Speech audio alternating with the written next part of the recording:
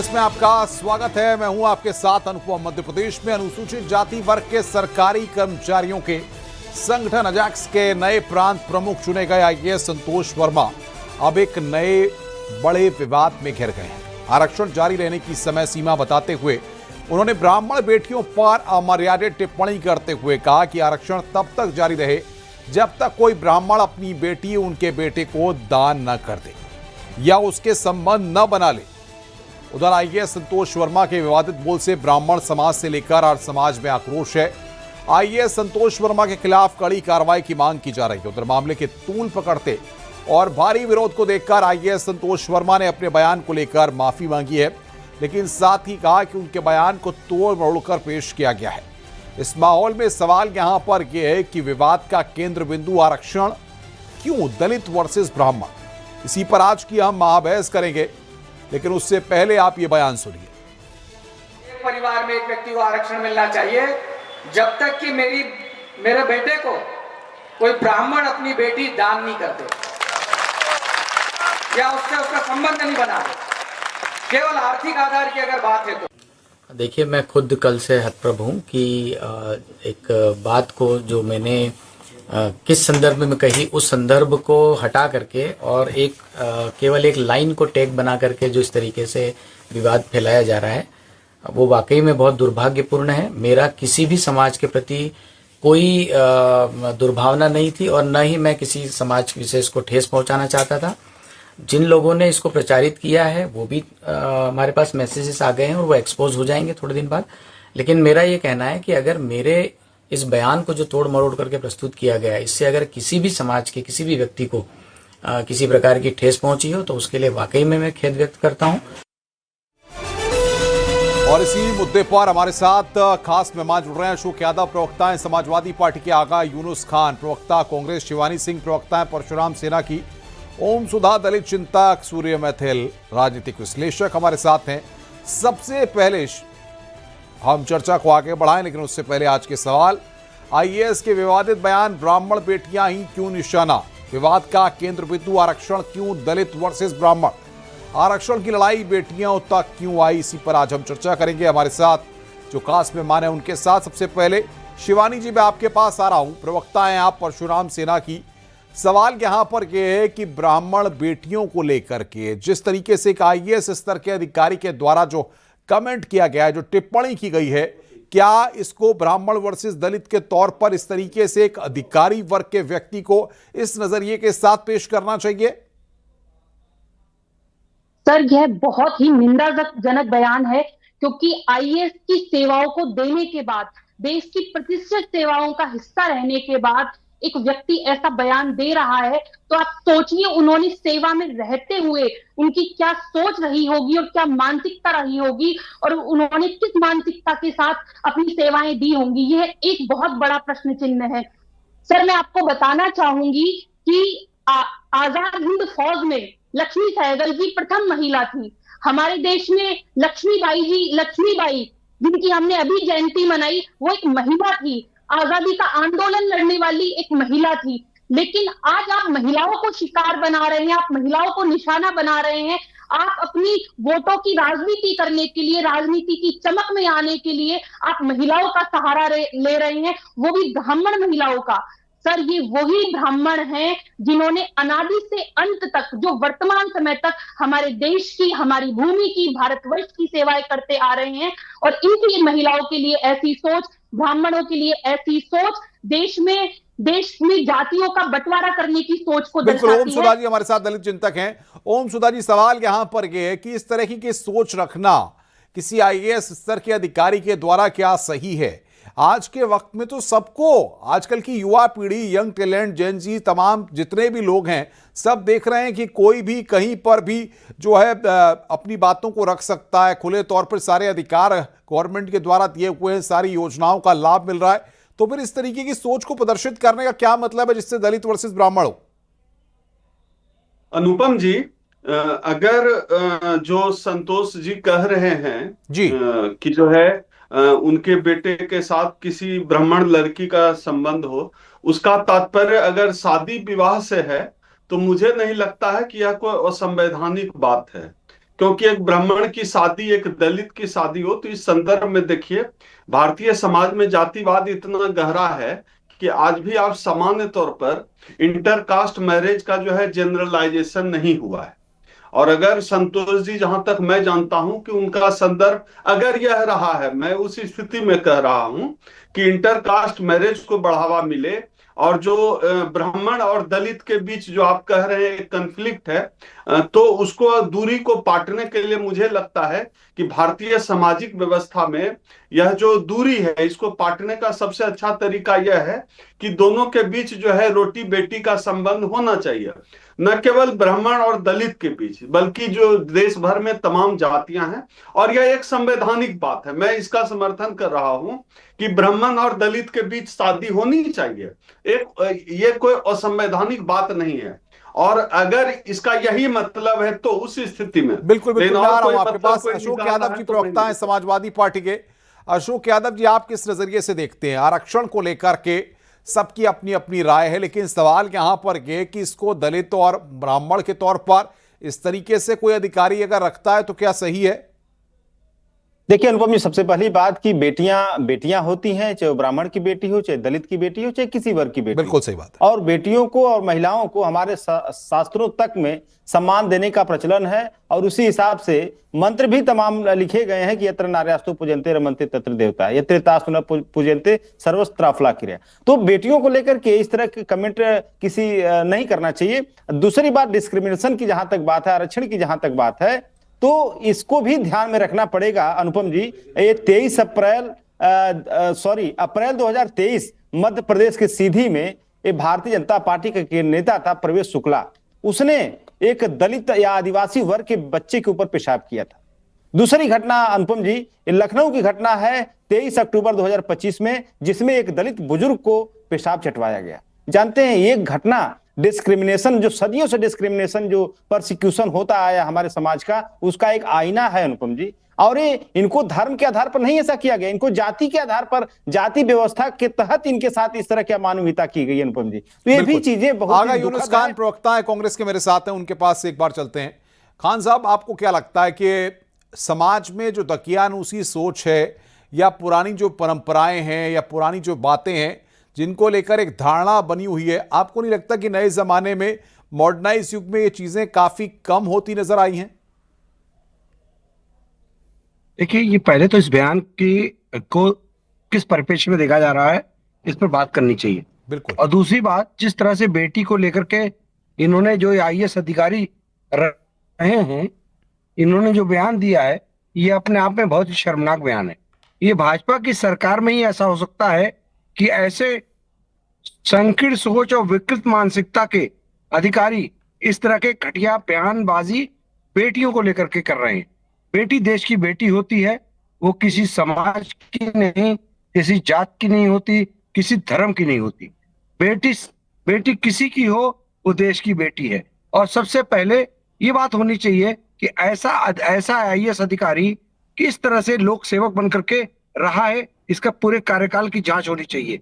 क्योंकि ये कहीं ना कहीं मध्य प्रदेश के या कहीं पर भी आप जाएं, ऐसा अगर संकीर्ण सोच का अधिकारी अगर कहीं कार्यरत होगा, तो इसकी सोच महिलाओं के प्रति कितनी खराब होगी, बेटियों के प्रति कितनी खराब होगी। आधी आबादी देश की महिला है, बेटी है, उसके बाद भी ऐसा घटिया बयान, ये सिर्फ और सिर्फ भाजपा सरकार के अंदर हो सकता है। और भाजपा सरकार में ऐसे ही अधिकारियों को लोक सेवक के रूप में आगे बढ़ाया जाता है। इसकी घोर विश्लेषक है सूर्या जी, आपके पास आ रहा हूं मैं। सूर्य मैथिल जी, बताइए आप किस तरीके से देख रहे हैं इस पूरे घटनाक्रम को? एक आईएएस स्तर का अधिकारी, अरे ब्राह्मण की बेटी है, अब वो अपनी बेटी को किस घर परिवार में देना चाहते हैं, किस जगह देना चाहते हैं? बेटियां आजकल खुद घर और रिश्ते सारी चीज़ें जो है स्कूल, कॉलेज, डिग्री कॉलेज और तमाम जगहों पर जो है सारी चीज़ें जो लाइफ में होती हैं उनके साथ साथ लोग जो है रिश्ते चुन लेते हैं, तमाम चीज़ें हो जाती हैं, तमाम लोग जो है इन सारी चीज़ों को नज़रअंदाज कर देते हैं, देखते तक नहीं है। तो क्या आपको नहीं लगता कि बदलाव आया है इस तरह से? एक अगर आईएएस अधिकारी फ्रैक्शन करने की कोशिश करेंगे तो गलत है? धन्यवाद अनुपम जी, पहले तो आपको और पूरे देश को भारत माता की जय, वंदे मातरम। और अनुपम जी, एक पुरानी कहावत है हमारे गांव देहात में कि चोर चोरी से जाए और सीना जोरी से ना जाए। एक बंदर जो है वो बूढ़ा होने के बाद भी गुलाटियां मारना नहीं छोड़ता। ऐसा ही कुछ इस आईएएस अधिकारी, जो पूर्व के आईएएस अधिकारी हैं, उनका कंडक्ट रहा है। देखिए, अगर आपने इनके इतिहास पे चर्चा की होती कि इन्होंने अपने आईएएस के कार्यकाल में क्या क्या किया, तो उससे आपको पता चल जाता कि इनका कंडक्ट क्या है और ये किस प्रकार की भाषा और किस प्रकार के कार्य करने के लिए मशहूर रहे हैं। पहला, इन्होंने फर्जी साइन करके अपने प्रमोशन की जो फाइल है उसको आगे बढ़ाने का काम किया था। उस पर इनके एफआईआर भी हुई है और ये जेल भी गए थे, फिर सस्पेंड हुए।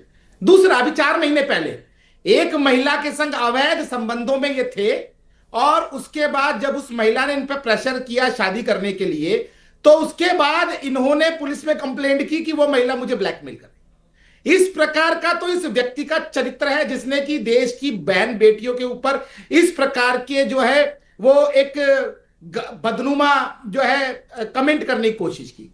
देखिए सूर्या मैथिली जी, जो आप आरोप लगा रहे हैं, हम एक जिम्मेदार न्यूज चैनल है, इस तरह की जानकारी हमारे पास नहीं है। इस तरह के आरोपों को नहीं, हम चैनल के परिप्रेक्ष्य में मैं बता रहा हूं, ऑन रिकॉर्ड बता रहा हूं, ऑन रिकॉर्ड बता रहा हूं, वादा कर रहा हूं और दावा कर रहा हूं। नहीं, हम आपके बयान का समर्थन नहीं करते हैं। चैनल इसके लिए किसी भी तरह से कोई आरोप चैनल किसी भी आईएएस अधिकारी पर नहीं लगा रहा है। दूसरी चीज, समाजवादी पार्टी के अभी प्रवक्ता ने 2 इंसिडेंट गिनाए, मैं उनको इंसिडेंट गिनाना अब शुरू करता हूं।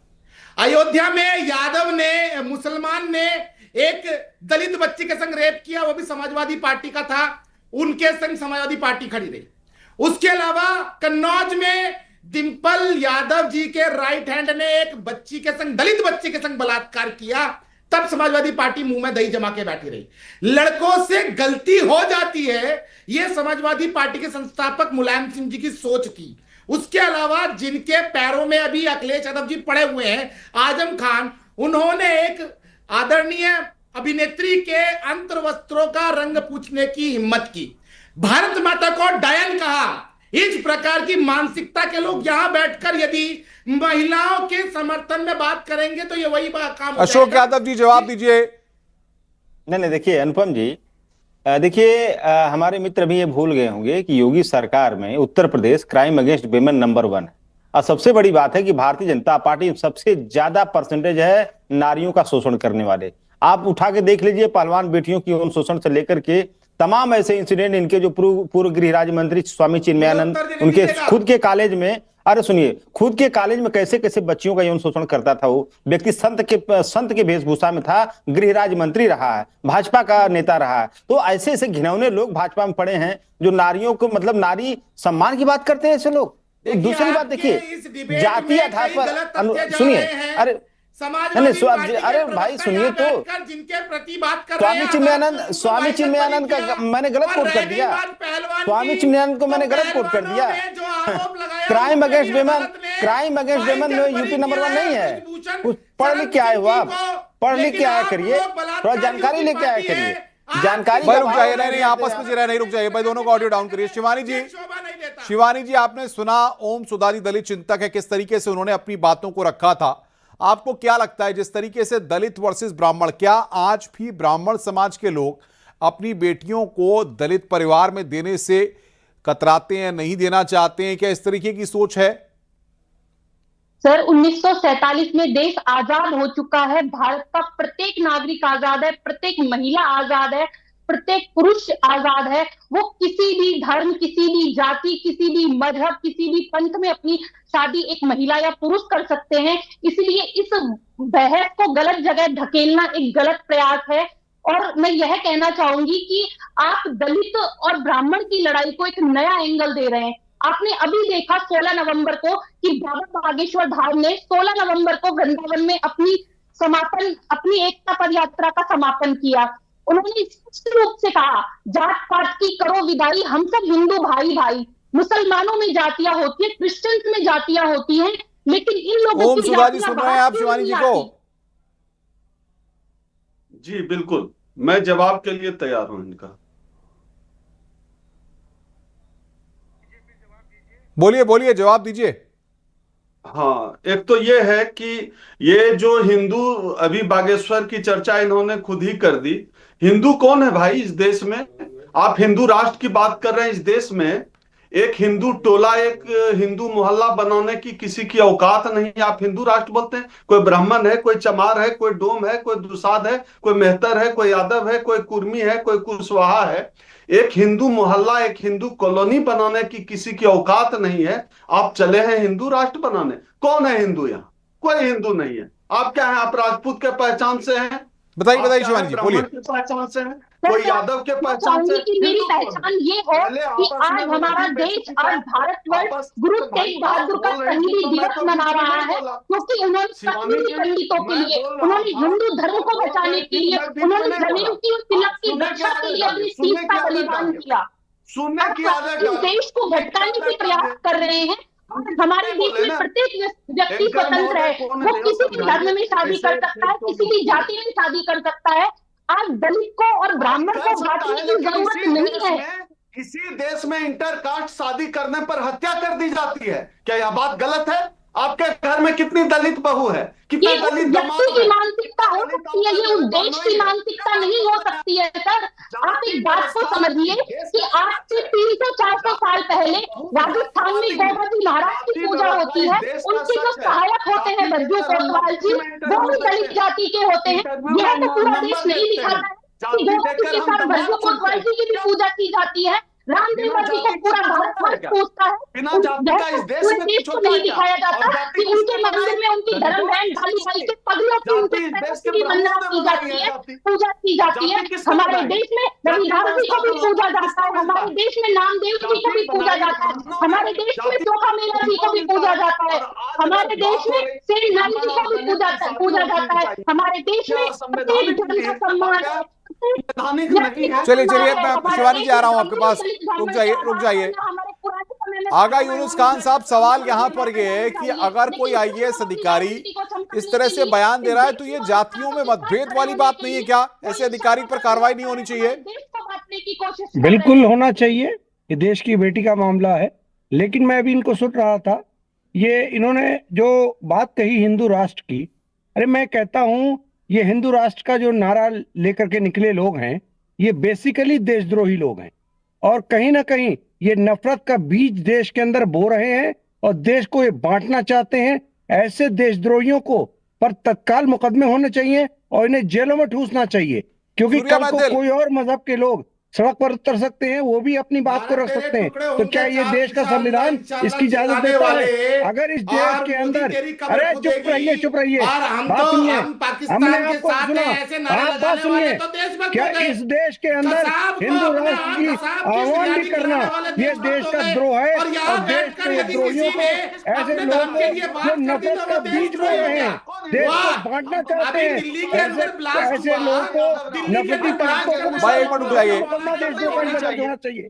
और रोहन सुधा जी रुकिए, मैं आ रहा हूं आपके पास। ऐसे नहीं होता। हम सब खड़े हैं हिंदू और राष्ट्र बेटी के बनाएगा। साथ। और रही बात सच्चाई से मत मुंह फालतू मोड़िए। नाटक है। जो सच्चाई है कि जिस तरह से कहीं ना कहीं दलितों के साथ और पिछड़ों के साथ और तमाम लोगों के साथ जिस तरह से इनके साथ 20 सेकंड दीजिएगा व्यवहार होता अनुपम जी। रहा है, वो उसको कोई बिल्कुल आ गई बात, आ गई यूनुस खान आ गई। सूर्या मैथिल बात कंप्लीट करिए। देखिए अभी आगा खान साहब बता रहे थे और कह रहे थे कि दलितों के संग बहुत अत्याचार हो रहा है। मैं इनसे पूछना चाहता हूं, जम्मू कश्मीर के अंदर 60 साल तक दलितों को उनके आरक्षण का अधिकार नहीं मिला। क्यों नहीं मिला? क्योंकि वहां पर इन्होंने उनको अधिकार देने की बात ही नहीं करी। अलीगढ़ मुस्लिम यूनिवर्सिटी में दलितों के लिए आरक्षण नहीं है। जो मुस्लिम इंस्टीट्यूशंस हैं वहां पर दलितों के लिए आरक्षण नहीं है। पाकिस्तान के अंदर दलित गया था आजादी के बाद, दिलीप नाथ मंडल के साथ में वो सारे भागते वापस आए, क्योंकि वहां पर दलितों का बलात्कार हत्या करके का काम इन लोगों ने किया। भाई रुक जाइए, अशोक यादव, मैथिल साहब रुकिए, अशोक यादव जवाब दीजिए। अनुपम जी हमारे सूर्य मैथिल जी एएमयू में आरक्षण की बात कर रहे हैं, जम्मू कश्मीर में आरक्षण की बात कर रहे हैं, मैं तो यूपी में आरक्षण की बात कर रहा हूं। और वो सबसे बड़े हिंदू की बात करने वाले योगी आदित्यनाथ की सरकार की बात कर रहा हूं, जो कहते हैं हिंदुओं एक हो जाओ। और वही योगी आदित्यनाथ की सरकार ने 69,000 शिक्षक भर्ती में जाति आधार पर लोगों का आरक्षण छीन लिया। बात करते हैं हिंदू की, कौन से हिंदू की बात करते हैं भाई? कौन से हिंदू की बात करते हो? पिछड़े दलित हिंदू हैं कि नहीं है? पिछड़े दलित हिंदू हैं कि नहीं है? अनुपम जी अगर हिंदू रहते, नहीं सवाल यहाँ पर है, रुकिए भाई अशोक जी, किसी का वाइस चांसलर नहीं है तो आरक्षण तो भारतीय जनता पार्टी की सरकार खा रही है। एक भी हाँ, जितने केंद्रीय विश्वविद्यालय हैं, एक भी SC ST OBC का जो है वाइस चांसलर नहीं है। कौन खा रहा है? एक भी मुस्लिम बताइए, वाइस कौन चांसलर खा रहा नहीं है। एक भी SC ST OBC का वाइस चांसलर किसी केंद्रीय विश्वविद्यालय में नहीं है। ये आंकड़े हैं, चैट GPT खोलिए, गूगल करिए, अभी मैं जो बात कर रहा हूं सत्यापित करिए। सूर्या मैथिल, क्या बात करते हैं महाराज, इन नकली। देखिए मैं एक मिनट में कुछ बोलना चाहता हूँ। मैं आ रहा हूँ, आगा यूनुस खान साहब आ रहा हूँ। सुनिए, निजीकरण करके ये आरक्षण जो खा लिया, आपने दलित चिंतक बैठा रखे हैं, इनके मुंह आप से लोग देखिए बीजेपी क्या होता है, वाले मानसिकता की परेशानी है। 60 साल तक इस देश के अंदर 370 के कारण जम्मू कश्मीर में मेरे दलित भाइयों को कोई आरक्षण नहीं मिला। यदि भाजपा की सरकार आके नरेंद्र मोदी जी की सरकार ने उनको आरक्षण दिया तो यहाँ पर सुधा जी के मुंह से फूल नहीं बरसेंगे। लेकिन अब ये कह देंगे कुलपति नहीं, उप कुलपति नहीं। लेकिन 370 लगने के बाद जो दलित भाइयों ने वहां पर अपना जो परेशानी झेली, उसके ऊपर एक बार भी शब्द उठाया आपने? ये है। रुक जाइए सूर्या मैथिल, आगे बात। शिवानी जी जवाब दीजिए। शिवानी जी, सवाल यहां पर यह है कि ब्राह्मण बेटियों को ही निशाना क्यों बनाया जा रहा है? शिवानी जी, एक आसान टारगेट है क्योंकि ब्राह्मण अनादि से अंत तक है। आज रामचंद्र जी के मंदिर में, आज अयोध्या में श्री नरेंद्र मोदी जी और मोहन भागवत जी और योगी आदित्यनाथ जी और लाखों लोगों की उपस्थिति में ध्वजारोहण किया गया। यह ध्वजारोहण किस लिए किया गया? भगवान राम के सम्मान में किया गया क्योंकि वो हमारे आराध्य हैं। आज आपने सुना होगा कि भगवान राम से 1.5 उंगल ऊंचा सिंहासन ऋषि वशिष्ठ का हुआ करता था। यह वही भारत है, और यह वही भारत है जहां भगवान राम से 1.5 उंगल ऊंचा सिंहासन ऋषि वशिष्ठ का हुआ करता था। मैं दोबारा कह रही हूँ, क्योंकि भारत में ब्राह्मणों का सम्मान था। क्षत्रिय, ब्राह्मण, वैश्य, शूद्र ये जातियां अपने कर्मों पर आधारित थी। हमारे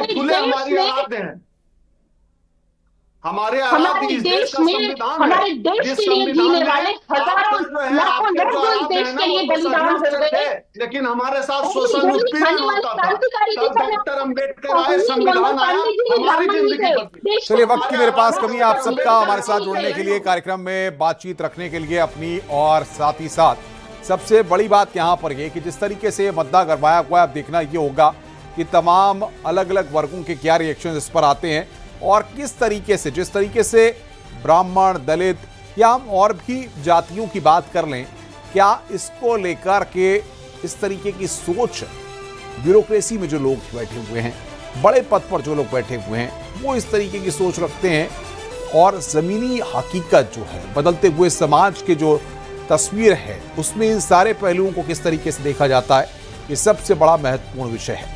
महाबहस में आज बस इतना ही। नमस्कार।